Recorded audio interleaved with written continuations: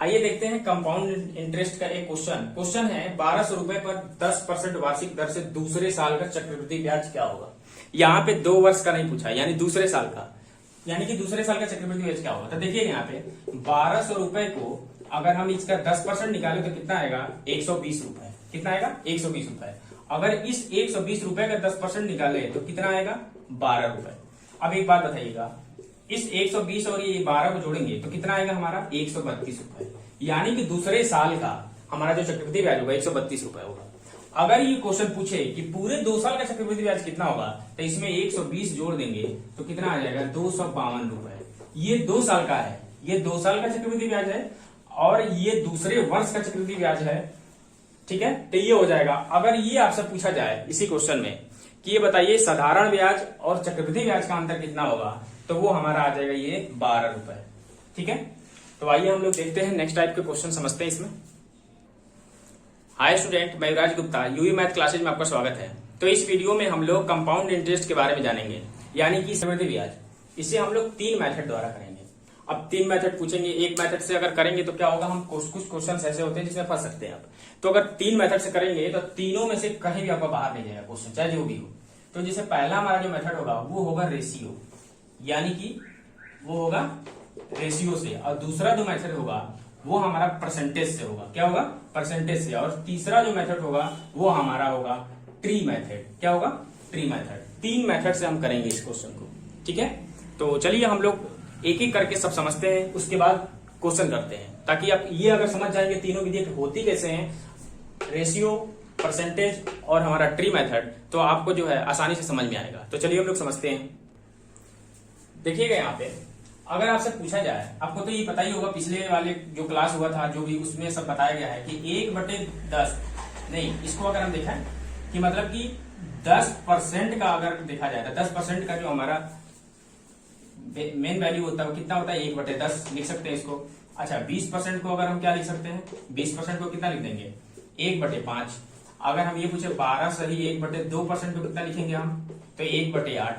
तो इस तरीके से ये रेशियो आपको हम लिख सकते हैं।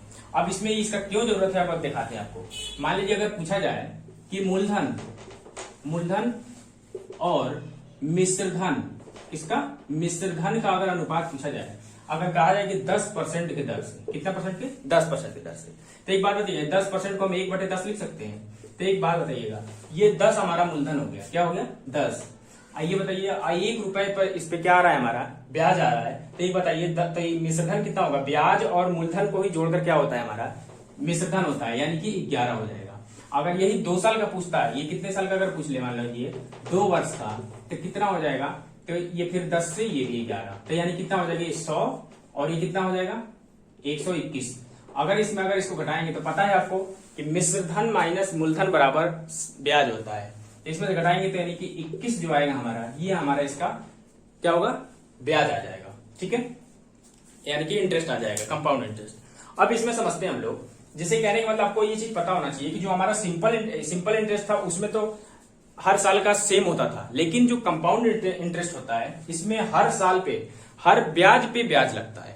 यानी कि अगर पहले साल का अगर ब्याज लगा है, मान लीजिए 120 रुपए आया है 1200 रुपए का, मान लीजिए अगर 1200 रुपए का 120 रुपए ब्याज आया है पहले साल का, तो दूसरे साल का जो ब्याज होगा हमारा, जो दूसरे साल का, यानी जब दूसरे साल का निकालेंगे तो उसमें इस 120 पर भी ब्याज लगेगा और ये 1200 पर भी ब्याज लगेगा, यानी दोनों पर ब्याज लगेंगे, यानी ब्याज पे ब्याज लगता है कंपाउंड इंटरेस्ट में।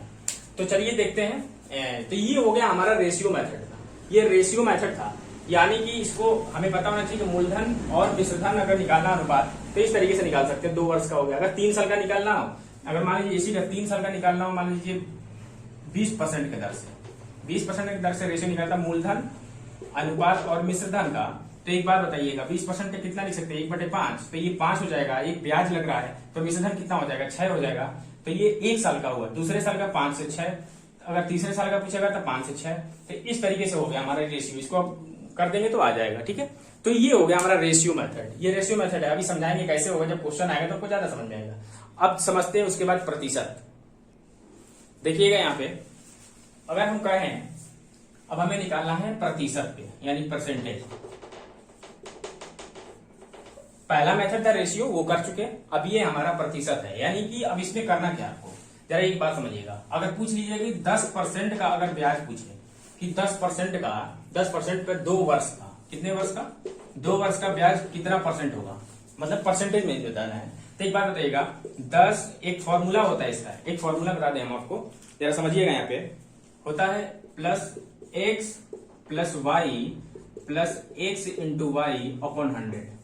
ये आपने फॉर्मूला बहुत बार पढ़ा होगा, तो इसको याद करने की जरूरत नहीं है, लेकिन समझिएगा इस पे। अगर हम 10% का 2 वर्ष का निकालते हैं तो ये यहाँ पे देखिएगा, तो x के जगह पे हम क्या रख सकते हैं 10, और फिर प्लस कितना रखेंगे 10, और फिर प्लस कितना होगा 10 गुणे 10, कितना हो जाएगा ये हमारे 100, यानी 2 जीरो से 2 जीरो, यानी कितना परसेंट, 20% आ जाएगा हमारा।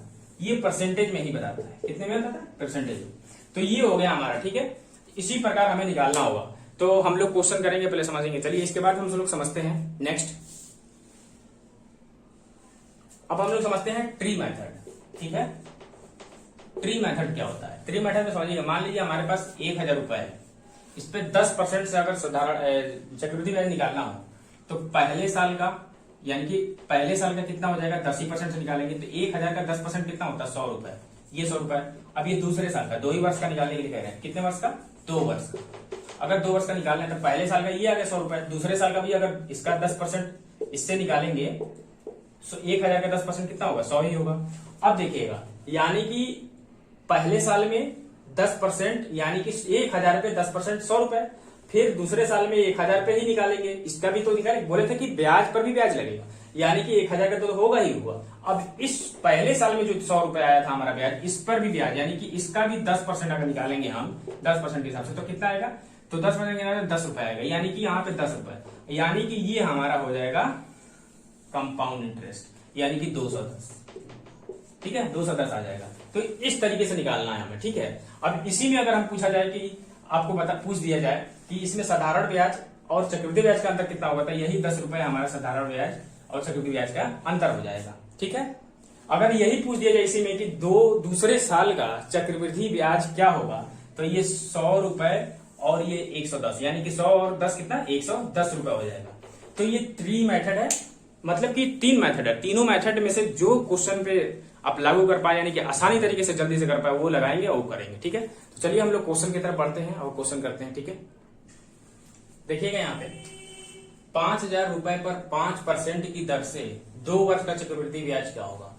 चलिए हम लोग तीनों विधि से इसमें करके देखते हैं। सबसे पहला विधि हमारा आता है, चलिए क्या है उसका नाम, हमारा जो पहला विधि है, 3 विधियां, ट्री मेथड भी है, हमारा प्रतिशत है, हमारा रेशियो है। तो सबसे पहले हम लोग रेशियो से करते हैं, ठीक है।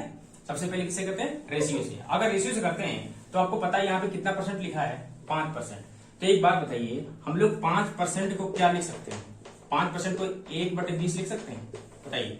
5% को 1/20, ठीक है।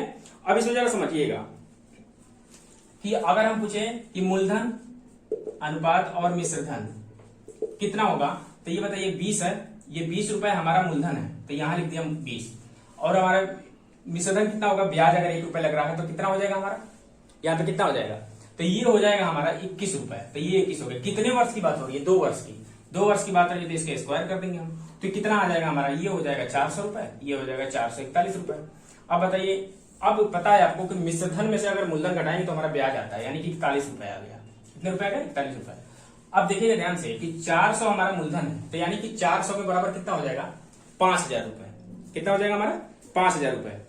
तो ये बताइए, यहां हम 5000 रखते हैं, तो यानी कि अगर 5000 बटे अगर 400 करें तो हमारा क्या आ जाएगा, 50/4, यानी कि कितना गुना हो गया, 50/4। अगर वही चीज अब हमें निकालना क्या है, चक्रवृद्धि ब्याज, तो 41 का अगर निकालेंगे, यानी कि 50 बटे कितना है, 50/4 से गुणा करेंगे इसमें, तो 50/4 गुणे 41, तो हमारा कितना आ जाएगा इसका आंसर, तो हमारा इसका आंसर आ जाएगा 512.5, ठीक है। आई होप आपको ये बात समझ में आई होगी। अब देखते हैं दूसरा मेथड। देखिएगा दूसरा मेथड है हमारा, पता है प्रतिशत, क्या है, प्रतिशत, यानी कि इफेक्टिव भी बोल सकते हैं, ठीक है। तो इफेक्टिव मेथड से देखते हैं, यानी प्रतिशत से।